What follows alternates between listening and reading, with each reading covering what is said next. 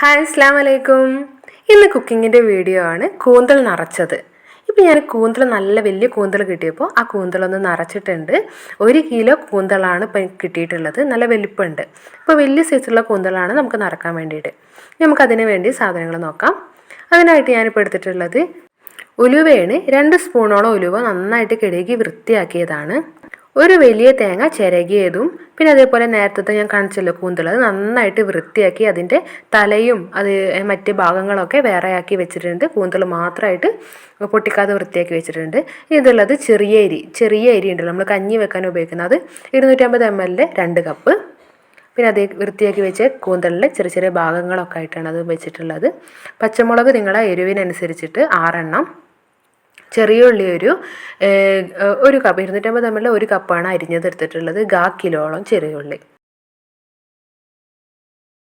നമുക്ക് ആദ്യം തന്നെ ചോറുണ്ടാക്കണം, കൂന്തൽ ചോറുണ്ടാക്കണം. അപ്പോൾ അതിനായിട്ട് ചെറിയ അരി ഇട്ട് കൊടുക്കുന്നുണ്ട് ഒരു വലിയൊരു ബൗളിലേക്ക്. ഇതെല്ലതും കൂടി ഇട്ടിട്ടാണ് നമുക്ക് മിക്സ് ചെയ്യണം. അതിനാണ് ഒരു വലിയ ബൗളിൽ ഇട്ട് കൊടുക്കുന്നത്. നമ്മളിപ്പോൾ ചെറിയ അരി മൊത്തത്തിൽ കഴുകി വൃത്തിയാക്കി വെച്ചത്, കുറച്ച് നേരം വെള്ളത്തിലൊക്കെ ഇട്ട് വൃത്തിയാക്കി വെച്ചതാണ്. അത് ഇട്ട് കൊടുത്ത് അതിലേക്ക് ഈ ഒരു തേങ്ങ, ഒരു വലിയൊരു തേങ്ങയാണ് ചിരകിയത്, അത് ഇട്ട് കൊടുക്കാം. ഒരു 1/4 കിലോളം ചെറിയുള്ളി ഒരു 3 കഷ്ണാക്കി അരിഞ്ഞതാണ്. പിന്നെ 2 സ്പൂണോളം ഉലുവ. അതും കഴിഞ്ഞ് ഒരു 6 7 പച്ചമുളക്, നല്ല എരിവുള്ള പച്ചമുളകാണ്. അതിലേക്ക് നമുക്ക് 2 ടീസ്പൂണ് ഉപ്പിട്ട് കൊടുക്കാം. 2 മുതൽ 2.5 ടീസ്പൂണോളം ഉപ്പിട്ട് കൊടുക്കാം. ഉപ്പ് കുറഞ്ഞു പോകരുത്. അത് കുറഞ്ഞിട്ടുണ്ടെന്നുണ്ടെങ്കിൽ ടേസ്റ്റ്, നമ്മളിപ്പോൾ നിറച്ചിട്ടുണ്ടെങ്കിൽ കൂന്തലിൻ്റെ ഉള്ളിൽ നിറച്ച് കഴിഞ്ഞാൽ ടേസ്റ്റ് ഉണ്ടാവില്ല. അപ്പോൾ ഉപ്പ് നോക്കുക. ഇത് നമ്മളിപ്പോൾ ഇത് നന്നായിട്ട് മിക്സ് ചെയ്തതിന് ശേഷം ഉപ്പുണ്ടോ എന്നുള്ളത് നോക്കിയിട്ട് വേണം കൂന്തലിൻ്റെ ഉള്ളിൽ നിറയ്ക്കാൻ.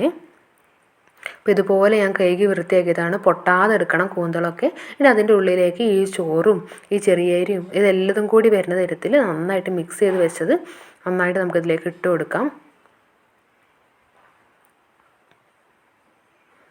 ഉള്ളിലേക്കായിട്ട് നിറച്ച് കൊടുക്കണം. ഒരുപാട് കണ്ട് നിറച്ച് മിക്സ് ചെയ്യരുത്. നമുക്ക് മേൽഭാഗം കുറച്ച് നമുക്ക് പച്ച ഈർക്കിളില്ലേ, പച്ച ഓലയുടെ ഈർക്കിളി, അത് കുത്തി വെക്കാനുള്ള സ്പേസും കൂടി കൊടുക്കണം. അപ്പോൾ ഉള്ളിലേക്ക് കുറേശ്ശെ നിറച്ച് വെക്കണം. ഇപ്പോൾ വലിയ കൂന്തലായതുകൊണ്ട് കുറച്ച് നിറയ്ക്കാനുണ്ട്.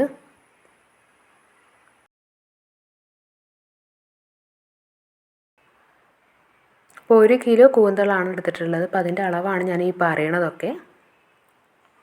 നന്നായിട്ട് നിറച്ചതിന് ശേഷം ഉള്ളിലേക്ക് പ്രസ് ചെയ്ത് വെക്കാം. എന്നതിന് ശേഷം നമുക്ക് ഒരു പച്ച ഈർക്കിളി, ഓലയുടെ ഈർക്കിളി ഉണ്ടല്ലോ, അതെടുത്തിട്ട് ഇതുപോലെ ഒന്ന് കുത്തി ഇതുപോലെ ഇപ്പുറത്തെ സൈഡിലേക്ക് വരുന്ന തരത്തിൽ നമുക്കിതുപോലെ ഒന്ന് വെക്കണം. ഇതുപോലെ എല്ലതും നമുക്ക് നിറച്ചെടുക്കാം.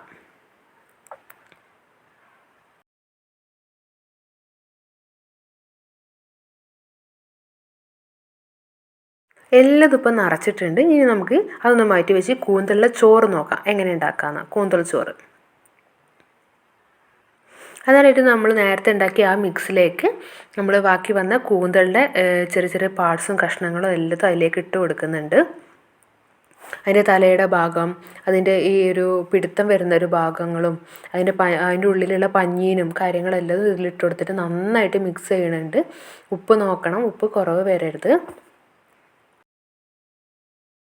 നന്നായിട്ട് ഇതേപോലെ അമർത്തി മിക്സ് ചെയ്തതിന് ശേഷം നമുക്കിതൊന്ന് വേവിച്ചെടുക്കാനുള്ളത്.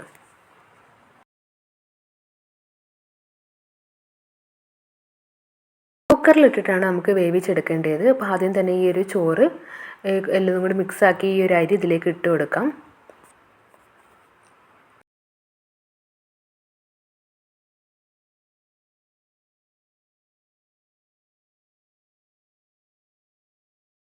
അരി ഇട്ട് കൊടുത്തിട്ടുണ്ട്. ഇനി അരിക്ക് മുകളിൽ വരെ നമുക്ക് വെള്ളം ഒഴിച്ച് കൊടുക്കണം.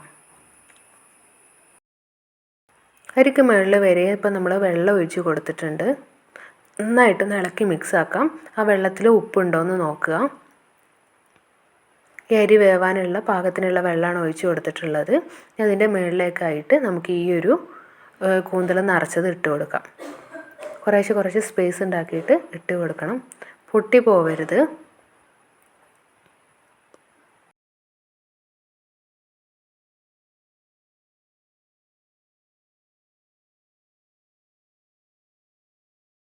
അപ്പോൾ കൂന്തലൊക്കെ മൊത്തത്തിൽ ഇട്ട് കൊടുത്തിട്ടുണ്ട്. ജസ്റ്റ് ഒന്ന് ഇതുപോലെ ഒന്ന് അമർത്തിയിട്ട് നമുക്കൊരു 3 വിസിൽ വരുന്ന തരത്തിൽ നമുക്കൊന്ന് വിസിലടുപ്പിച്ചെടുക്കാം. ഒരു വിസിൽ ഹൈ ഫ്ലെയിമിലും ബാക്കി 2 വിസിൽ ലോ ഫ്ലെയിമിലും വരുന്ന തരത്തിൽ വേണം വിസിലടുപ്പിച്ചെടുക്കാൻ. ഇനി നമുക്ക് വിസിലടിച്ചിട്ടൊന്ന് നോക്കാം. അപ്പോൾ ഇത് വിസിലടിച്ചെടുത്തിട്ടുണ്ട്. കുറച്ച് കഴിഞ്ഞതിന് ശേഷമാണ് ഞാൻ തുറന്ന് നോക്കിയത്. വിസിലടിച്ച് 3 വിസിൽ കഴിഞ്ഞതിന് ശേഷം ഒരു 10 മിനിറ്റ് കഴിഞ്ഞതിന് ശേഷമാണ് ആവിയൊക്കെ പോയിട്ട് ഞാൻ തുറന്ന് നോക്കിയത്. അപ്പോൾ നന്നായിട്ട് ഇത് വെന്തിട്ടുണ്ട്. നമ്മുടെ കൂന്തലൊക്കെ അതിൻ്റെ ഉള്ളിലത്തെ ചോറൊക്കെ നന്നായിട്ട് വെന്തിട്ട് വീർത്ത് വന്നിട്ടുണ്ട്. പൊട്ടിയിട്ടൊന്നുമില്ല. ചിലത് ഒരുപാട് നിറച്ച് കഴിഞ്ഞാൽ പൊട്ടി പോവുള്ളൂ. അപ്പോൾ അത് ഒരുപാട് നിറക്കരുത്. ഇച്ചിരി സ്പേസ് കൊടുക്കണം. ഈ ചോറ് വലുതാവാനുള്ള സ്പേസ് കൂന്തലിൻ്റെ ഉള്ളിൽ കൊടുക്കണം. അപ്പോൾ ഞാനിത് ഇതുപോലെ ഇങ്ങനെ എടുത്ത് വെക്കുന്നുണ്ട്. നല്ല സൂപ്പർ മണം അടിക്കുന്നുണ്ട്. കൂന്തൽ ചോറിൻ്റെയും കൂന്തൽ നിറച്ചതിൻ്റെതൊക്കെ നന്നായിട്ടൊന്ന് ഇളക്കി മിക്സാക്കാം. എല്ലാ കൂന്തലും എടുത്ത് വെച്ചതിന് ശേഷം ഇളക്കി മിക്സാക്കിയിട്ട് ചോറെടുക്കാം. ഞങ്ങൾ മലപ്പുറംകാരെ ഇഷ്ടപ്പെട്ട ഒരു സംഭവം തന്നെയാണ് ഈ ഒരു വൈകുന്നേരം ചായക്ക് കടിയൊക്കെ ആയിട്ട് കഴിക്കാനൊക്കെ ഈ കൂന്തൽ നിറച്ചത്. ഉള്ള കാലമാണെന്നെങ്കിൽ നമ്മളിത് തന്നെ ഉണ്ടാക്കുക. എല്ലാവരും ഇതുപോലെ ഒന്ന് ട്രൈ ചെയ്ത് നോക്കുക. ഇൻഷാ അല്ലാ നല്ലൊരു വീഡിയോ ആയിട്ട് നമുക്കിനി വീണ്ടും കാണാം.